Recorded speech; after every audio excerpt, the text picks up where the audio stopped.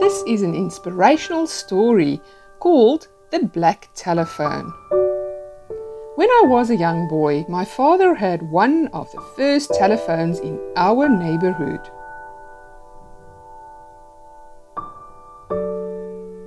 I remember the polished, old case fastened to the wall. The shiny receiver hung on the side of the box.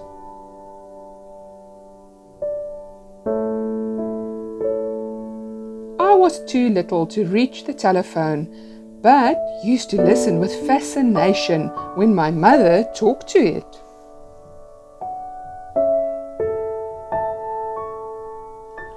Then I discovered that somewhere inside the wonderful device lived an amazing person.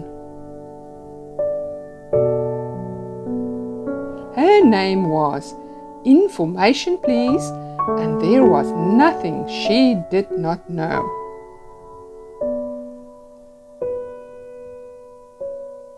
Information Please could supply anyone's number and the correct time.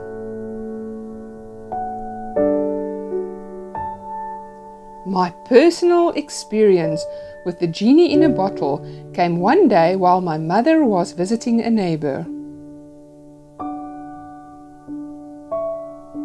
Amusing myself at the tool bench in the basement, I whacked my finger with a hammer.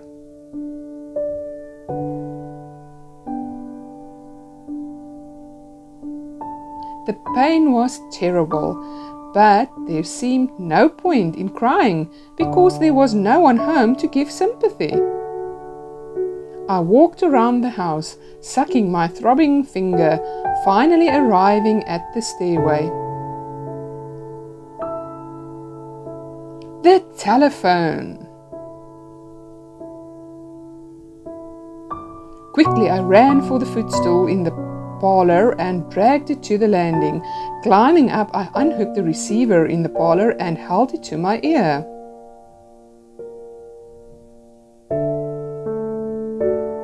Information please, I said into the mouthpiece just above my head. A click or two, and a small, clear voice spoke into my ear. Information? I hurt my finger. I wailed into the phone. The tears came readily enough now that I had an audience. Isn't your mother home? Came the question. Nobody's home but me, I blurted. Are you bleeding? The voice asked. No, I replied. I hit my finger with the hammer and it hurts. Can you open the icebox? She asked. I said I could. Then chip off a little bit of ice and hold it to your finger, said the voice. After that, I called Information Please for everything. I asked her for help with my geography, and she told me where Philadelphia was. She helped me with my maths. She told me my pet chipmunk that I had caught in the park just the day before would eat fruit and nuts.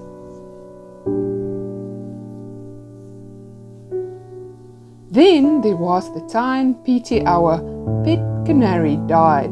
I called Information Please and told her the sad story. She listened and then said, things grown-ups say to soothe a child, but I was not consoled. I asked her, why is it that birds should sing so beautifully and bring joy to all families, only to end up as a heap of feathers on the bottom of a cage? She must have sensed my deep concern, for she said quietly, Wayne, always remember that there are other worlds to sing in. Somehow I felt better. Another day I was on the telephone. Information, please. Information, said the now familiar voice. How do I spell fix? I asked. All this took place in a small town in the Pacific Northwest when I was 9 years old. We moved across the country to Boston. I missed my friend very much. Information Please belonged in that old wooden box back home, and I somehow never thought of trying the shiny new phone that sat on the table in the hall.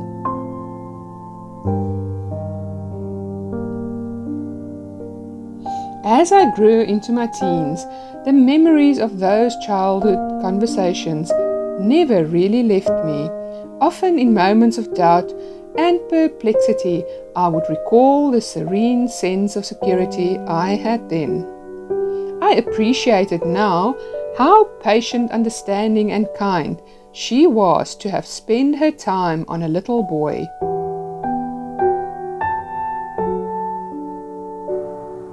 A few years later, on my way west to college, my plane landed in Seattle. I had about half an hour or so between planes.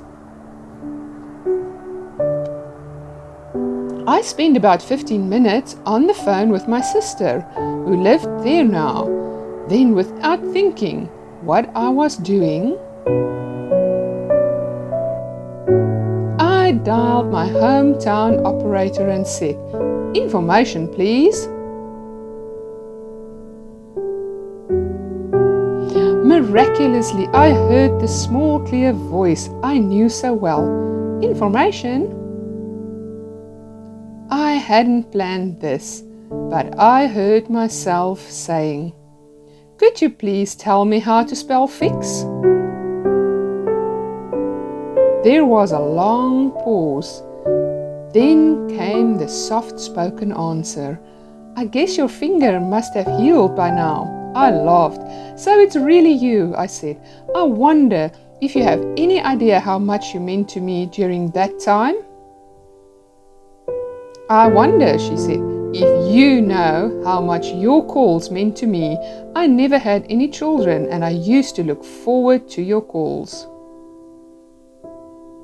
I told her how often I had thought of her over the years, and I asked if I could call her again when I came back to visit my sister.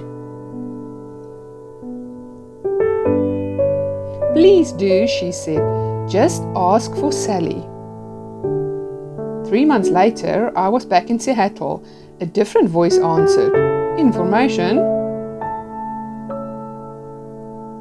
I asked for Sally. "Are you a friend?" she asked. "Yes, a very old friend," I answered. "I'm sorry to have to tell you this," she said. "Sally had been working part-time the last few years because she was sick. She died 5 weeks ago."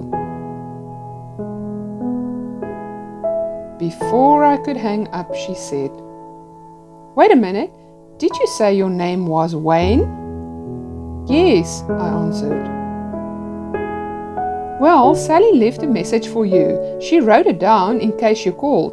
Let me read it to you." The note said, "Tell him there are other worlds to sing in. He'll know what I mean." I thanked her and hung up. I knew what Sally meant. Moral of the story: never underestimate the impression you may make on others.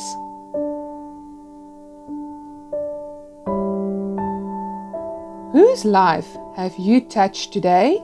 Why not pass this on? I just did.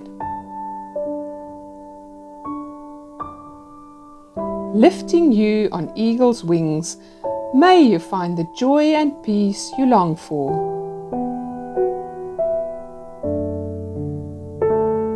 Life is a journey, not a guided tour.